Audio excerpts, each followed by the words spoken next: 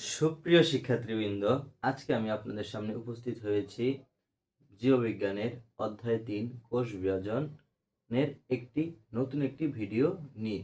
এই ভিডিওতে আমরা আপনাদের সাথে কথা বলবো কোষ বিভাজনের ৩টি ধাপ: অ্যামাইটোসিস, মাইটোসিস, মিয়োসিস। এগুলো সম্পর্কে একটু এসএসসির আলোকে জানার চেষ্টা করব। আমি বিস্তারিত বলবোই না, কেননা এগুলো সম্পর্কে আপনারা যত উপরে উঠবেন তত বেশি ডেপথ নলেজ আপনাদের গেইন করতে পারবেন। তো আমি আমার এই ভিডিওতে এসএসসির আলোকে আমি একটু কথা বলার চেষ্টা করব। তার আগে বলে নেই, আমার এই ক্লাসটি যারা ক্লাস 9-এ উঠছেন তাদের জন্য, যারা ক্লাস 10-এ উঠছেন তাদের জন্য, যারা এসএসসি পরীক্ষা দিবেন তাদের জন্য। কেননা আমার এই ক্লাসে আপনারা পেয়ে যাবেন একটি ভিডিওর মাধ্যমে এই অধ্যায় সম্পর্কে একটি পূর্ণাঙ্গ ধারণা। এই অধ্যায় থেকে কি সিকিউ আসবে, কি এমসিকিউ আসবে, কি শর্ট শর্ট প্রশ্ন আসবে, সব কিছু বলার চেষ্টা করব আমি আমার এই ভিডিওতে। অবশ্যই আপনারা আমার ক্লাসটি করবেন। আপনাদের সময় যেহেতু মূল্যবান, বেশি কথা না বলে চলে যাব সরাসরি ক্লাসে। আজকে আমাদের ক্লাসের টপিক জীববিজ্ঞানের অধ্যায় ৩, এসএসসি বায়োলজির জীববিজ্ঞানের অধ্যায় ৩, কোষ বিভাজন। কোষ বিভাজন ৩ প্রকার: অ্যামাইটোসিস, মাইটোসিস, মিয়োসিস। মাইটোসিসকে আবার 5 ভাগে ভাগ করা হয়েছে। মিয়োসিসকে ইন্টারমিডিয়েট উঠলে মিয়োসিস 1, মিয়োসিস 2 দুইটা ভাগে ভাগ করা হয়েছে। আবার মিয়োসিস 1-এর 5টা পর্যায় আছে। যা অত কথা এখানে না বলি, এসএসসির আলোকে আমি কথা বলার চেষ্টা করব। তো অ্যামাইটোসিস কি? যে কোষ বিভাজন প্রক্রিয়ায় একটি মাতৃকোষ বিভাজিত হয়ে দুটি অপত্য কোষের সৃষ্টি করে তাকে বলা হয় অ্যামাইটোসিস কোষ বিভাজন। সেমভাবে মাইটোসিস কোষ বিভাজন কি? যে কোষ বিভাজন প্রক্রিয়ায় একটি মাতৃকোষ বিভাজিত হয়ে দুটি অপত্য কোষের সৃষ্টি করে তাকে বলে মাইটোসিস কোষ বিভাজন। একটু পার্থক্য আছে, মাইটোসিস কোষ বিভাজনটি ধাপে ধাপে ঘটে, অ্যামাইটোসিস কোষ বিভাজনটি একসাথে ঘটে। অ্যামাইটোসিস কোষ বিভাজনটি কিভাবে ঘটে এই সম্পর্কে আপনাদের বইতে তেমন কথা বলা নেই, কিন্তু অষ্টম শ্রেণীর বইতে অ্যামাইটোসিস কোষ সম্পর্কে যথার্থ কথা বলা আছে। আমি একটু অ্যামাইটোসিস কাকে বলে একটু বোঝানোর চেষ্টা করব, যদি এটা আপনাদের বইতে নেই। তারপরও আপনাদের সুবিধার জন্য বলে দেই, অ্যামিবা, ছত্রাক, ব্যাকটেরিয়া ইত্যাদি এককোষী জীবে অ্যামাইটোসিস কোষ বিভাজন প্রক্রিয়া সম্পন্ন করে। আপনারা একটু দেখেন, একটি মাদার সেল থাকে, হ্যাঁ, একটি মাদার সেল নিউক্লিয়ার মেমব্রেন, ভিতরে একটা নিউক্লিয়াস। এই নিউক্লিয়াসটি এবং নিউক্লিয়ার মেমব্রেনটি এভাবে মিডল বরাবর সংকুচিত হয়, মাঝ বরাবর সংকুচিত হয়, আবারও সংকুচিত হয়, তারপরে দুইটি সেলে পরিণত হয়। অর্থাৎ এটি মাঝ বরাবর, এই যে এরকম মাঝ বরাবর সংকুচিত হয়, মিডল বরাবর সংকুচিত হয়। এই আকৃতিটাকে বলে ডাম্বেল আকৃতি। ডাম্বেল আকৃতি ধারণ করে আরও সংকুচিত হয়ে তারপরের ধাপে দুটি অপত্য কোষের সৃষ্টি করে। এতটুকু অ্যামাইটোসিস কোষ বিভাজন সম্পর্কে আপনাদের বইতে এটা সম্পর্কে তেমন কথা বলা নেই, শুধু এতটুকু অংশ জেনে রাখবেন। তারপর হচ্ছে মাইটোসিস কোষ বিভাজন।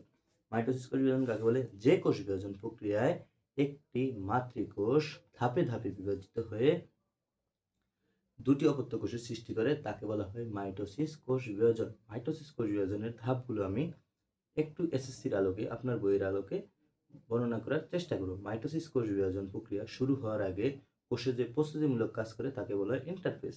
আপনার ক মার্কের প্রশ্ন আসতে পারে, ইন্টারফেস কাকে বলে? আপনি অ্যান্সার দিবেন মাইটোসিস কোষ বিভাজন প্রক্রিয়া শুরু হওয়ার আগে কোষে যে প্রস্তুতিমূলক কাজ হয় তাকে বলা হয় ইন্টারফেস।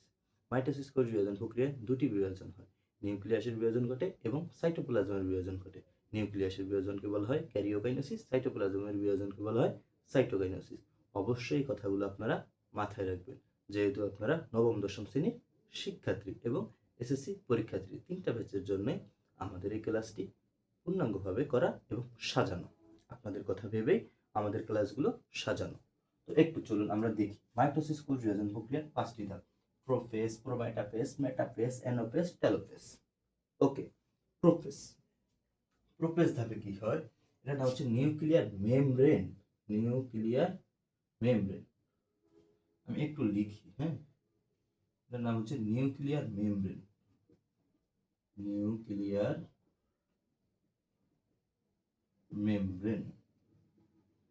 একটু আপনাদের একটু কথা বলি, এই নিউক্লিয়ার মেমব্রেনটা এখানে দেখা যায়। এই ধাপে এই নিউক্লিয়ার মেমব্রেনটা হালকা দেখা যায়, আর এই ধাপে বিলুপ্ত হয়ে যায়। মানে প্রোফেজ ধাপ হচ্ছে সবচেয়ে দীর্ঘস্থায়ী ধাপ। মাইটোসিসের 5টি ধাপের মধ্যে প্রোফেজ ধাপ হচ্ছে দীর্ঘস্থায়ী ধাপ। একটু মনে রাখবেন আপনারা, এটা হচ্ছে সবচেয়ে দীর্ঘস্থায়ী ধাপ, আর এটার নাম হচ্ছে গতি পর্যায়। অ্যানাফেজ না, সরি, মেটাফেজের নাম হচ্ছে গতি পর্যায়। কেন গতি পর্যায়? কারণ এই যে ক্রোমোজোমগুলো ছুটে মেরুর দিকে চলে যায়, এই জন্য গতি পর্যায়। এই দুটা জিনিস একটু মনে রাখার চেষ্টা করেন, যে দীর্ঘস্থায়ী ধাপ প্রোফেজ এবং গতি পর্যায় ধাপ হচ্ছে অ্যানাফেজ। এগুলো মেডিকেলের কোশ্চেন, একটু মনে রাখার চেষ্টা করেন। তো এই দেখেন, এই যে নিউক্লিয়াস, এটার বাইরে যে একটা পর্দা থাকে তার নাম হচ্ছে নিউক্লিয়ার মেমব্রেন। এই নিউক্লিয়ার মেমব্রেনটা প্রোফেজ ধাপে বিলুপ্তি ঘটতে থাকে এবং প্রোফেজ ধাপে বিলুপ্তি ঘটা শুরু করে।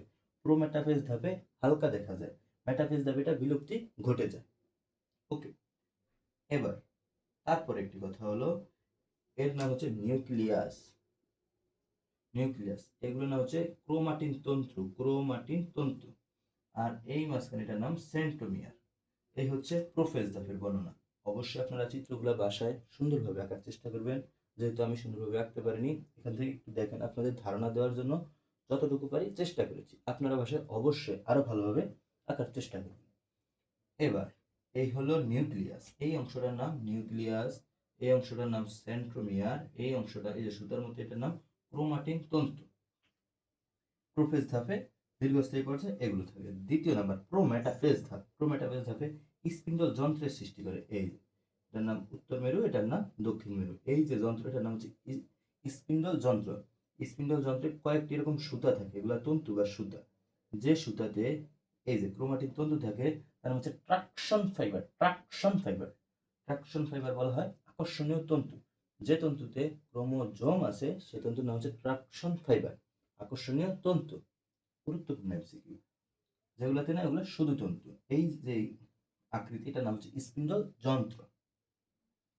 এবং এটা ক্রোমাটিন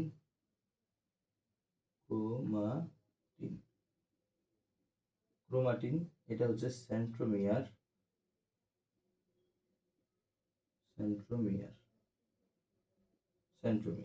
আর এই যে ক্রোমাটিন এবং সেন্ট্রোমিয়ার মানে এই যে ক্রোমোজোমটা টোটালটা যেটার মধ্যে থাকে তার নাম ট্রাকশন ফাইবার বা আকর্ষণীয় তন্তু।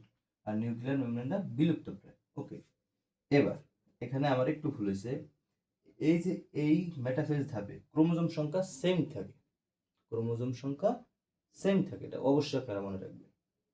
এই জন্য একে সমীকরণিক কোষ বিভাজন বলা হয়। এখানে 4টা আছে, এখানেও 4টা থাকবে। আমি 2টা দিয়েছি আর 2টা দিইনি। এই ক্রোমোজোমগুলো এখানে খাটো ও মোটা হতে শুরু করে, এই ধাপে খাটো ও মোটা হতে শুরু করে। এই ধাপে ক্রোমোজোমগুলো সেন্ট্রোমিয়ার সহ এরকম একটা আকৃতি ধারণ করে। দ্বিতীয় ধাপে ক্রোমোজোমগুলো এই যে মিডল বরাবর চলে আসে, যার নাম হচ্ছে মিডল বরাবর ক্রোমোজোমগুলো চলে আসে। এই মাঝখানের যে এটা নাম হচ্ছে বিষুবীয় অঞ্চল বরাবর ক্রোমোজোমগুলো চলে আসে মেটাফেজ ধাপে। এবার অ্যানাফেজ ধাপে কি করে? ক্রোমোজোমগুলো মেরুর দিকে ধাবিত। এই যে ক্রোমোজোমগুলো মেরুর দিকে, এটা উত্তর মেরু, দক্ষিণ মেরু, মেরুমুখী হয়। ক্রোমোজোমগুলো মেরুমুখী যে গতি সৃষ্টি হয় মানে মেরুর দিকে, এগুলো এরকম ছুটে মেরুর দিকে চলে যায়, মেরুর দিকে।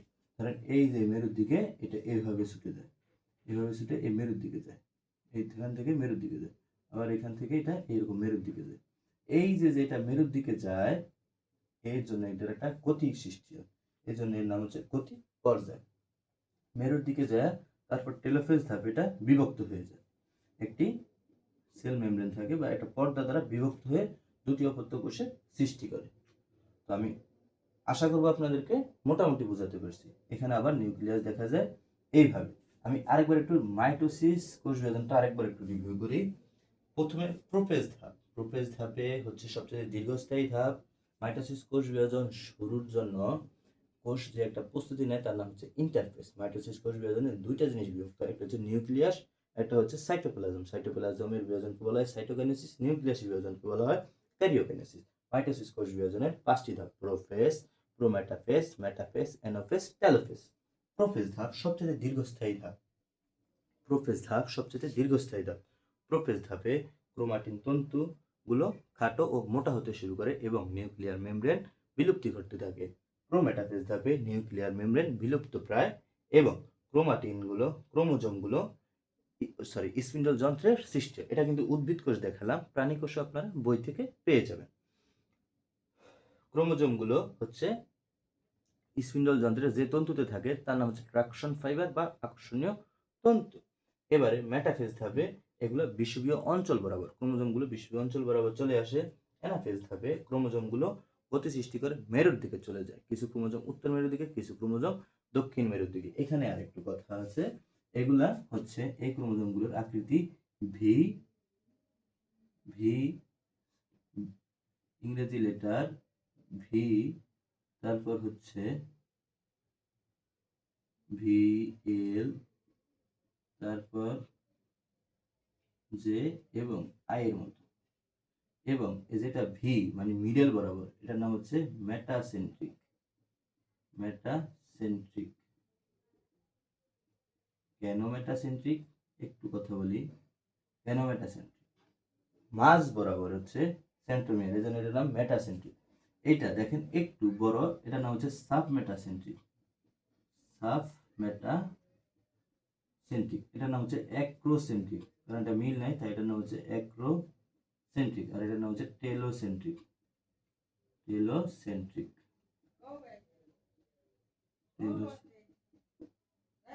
Metacentric, sub metacentric, telocentric.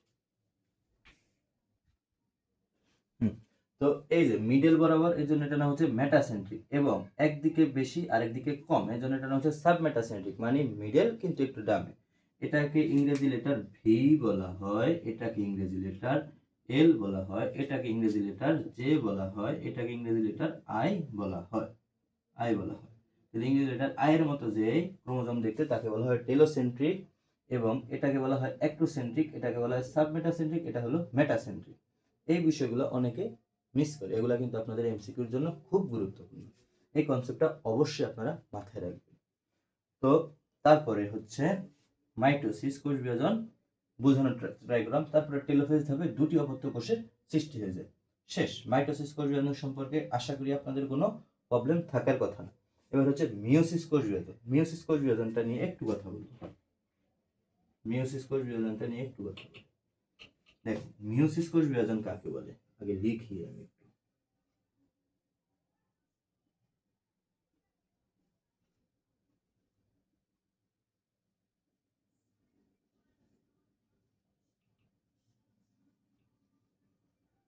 যে কোষ বিভাজন প্রক্রিয়ায় একটি মাতৃকোষ বিভাজিত হয়ে 4টি অপত্য কোষের সৃষ্টি করে তাকে বলা হয় মিওসিস কোষ বিভাজন। একটি মাতৃকোষ থেকে 4টি অপত্য কোষের সৃষ্টি হয় তাকে বলা হয় মিওসিস কোষ বিভাজন। মিওসিস কোষ বিভাজনে ক্রোমোজোম সংখ্যা অর্ধেক হয়, এজন্য মিওসিস কোষ বিভাজনকে বলা হয় হ্রাসমূলক কোষ বিভাজন। এখানে ক্রোমোজোম সংখ্যা 2n, কিন্তু অপত্য কোষে ক্রোমোজোম সংখ্যা n, এজন্য একে বলা হয় হ্রাসমূলক কোষ বিভাজন। কেননা এখানে ক্রোমোজোম সংখ্যা হ্রাস পায়, দুটা থেকে একটা হয়। এই দশাকে বলা হয় ডিপ্লয়েড, মানে 2 স্তর। 2n মানে কি ডিপ্লয়েড। তারপর এই দশার নাম হচ্ছে হ্যাপ্লয়েড।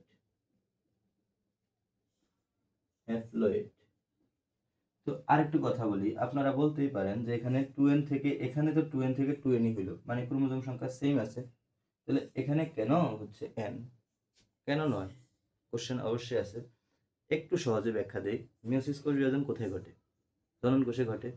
পুং জনন কোষে মিওসিস কোষ বিভাজন ঘটে, স্ত্রী জনন কোষে মিওসিস কোষ বিভাজন ঘটে। এবার পুং জনন কোষ থেকে যদি 2n আর স্ত্রী জনন কোষ থেকে যদি 2n আসতো তাহলে তো 4n হতো। তাহলে আমাদের এই ধারাবাহিকতাটা কি ঠিক থাকতো? এই জন্য পুং জনন কোষে 2n থেকে n তৈরি হয়, স্ত্রী জনন কোষে 2n থেকে n তৈরি হয়। ডিপ্লয়েড ও দুইটা পুং জনন কোষ থেকে n হ্যাপ্লয়েড এবং স্ত্রী জনন কোষ থেকে n হ্যাপ্লয়েড মিলিত হয়ে ডিপ্লয়েড গঠন করে, মানে 2n আমাদের গঠিত হয়, একটি ক্রোমোজোম সংখ্যা সৃষ্টি হয়।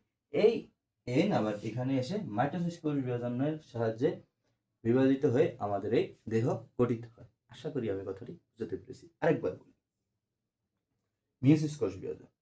মিওসিস কোষ বিভাজন কোথায় ঘটে? মিওসিস কোষ বিভাজন জনন কোষে ঘটে। একটু শুনুন, আমার দিকে তাকান। মিওসিস কোষ বিভাজন কোথায় ঘটে? জনন কোষে ঘটে। জনন কোষে, পুং জনন কোষে মিওসিস কোষ বিভাজন ঘটিত হয়ে একটি হ্যাপ্লয়েড n মিওসিস কোষ বিভাজন পুং জনন কোষে গঠিত হয়ে একটি হ্যাপ্লয়েড n, এটা হচ্ছে পুং হ্যাপ্লয়েড n। তারপরে একটি ডিপ্লয়েড স্ত্রী জনন কোষে সেম ভাবে মিওসিস কোষ বিভাজন ঘটবে, একটি হ্যাপ্লয়েড স্ত্রী হ্যাপ্লয়েড n। এই দুইটা মিলিত হয়ে 2n জাইগোট গঠিত হবে। জাইগোট গঠিত হবে। এই জাইগোটের যে কোষ, এই কোষ হচ্ছে এখানে চলে আসবে। এখানে এসে আবার মাইটোসিস কোষ বিভাজন প্রক্রিয়া বিভাজিত হয়ে আমাদের এই দেহ গঠিত হয়। এই হচ্ছে মিওসিস কোষ বিভাজন এবং অ্যামাইটোসিস কোষ বিভাজনের সাথে সম্পর্ক। মিওসিস কোষ বিভাজন হয় জনন কোষে, অ্যামাইটোসিস কোষ বিভাজন হয় দেহে। এবার গুরুত্ব নিয়ে একটু কথা বলি। মাইটোসিস কোষ বিভাজনের গুরুত্ব অপরিসীম। মাইটোসিস কোষ বিভাজন আমাদের শরীরে যদি অনিয়মিতভাবে ঘটে তাহলে আমাদের শরীরে হচ্ছে টিউমারের সৃষ্টি হতে পারে। কেননা মাইটোসিস কোষ বিভাজন 1টা থেকে 2টা, 2টা থেকে 4টা এভাবে যেহেতু গঠিত হয়, ওইভাবে যদি আমাদের দেহে মাইটোসিস কোষ বিভাজন ধারাবাহিকভাবে না ঘটে তাহলে টিউমারের সৃষ্টি হতে পারে। আর মিওসিস কোষ বিভাজন যদি না হয় তাহলে তো আমাদের বংশানুক্রমই ধ্বংস হয়ে যাবে। মিওসিস কোষ বিভাজনের জন্য আমাদের বংশগতির ধারা অব্যাহত আছে। এজন্য মাইটোসিস কোষ বিভাজন এবং মিওসিস কোষ বিভাজন উভয় খুবই গুরুত্বপূর্ণ। তো আশা করি আমি আপনাদেরকে এই ক্লাসে কোষ বিভাজন সম্পর্কে এসএসসি লেভেলের কিছু ধারণা দিতে পেরেছি। ক্লাসটি কেমন লাগছে অবশ্যই আপনারা কমেন্টে জানাবেন।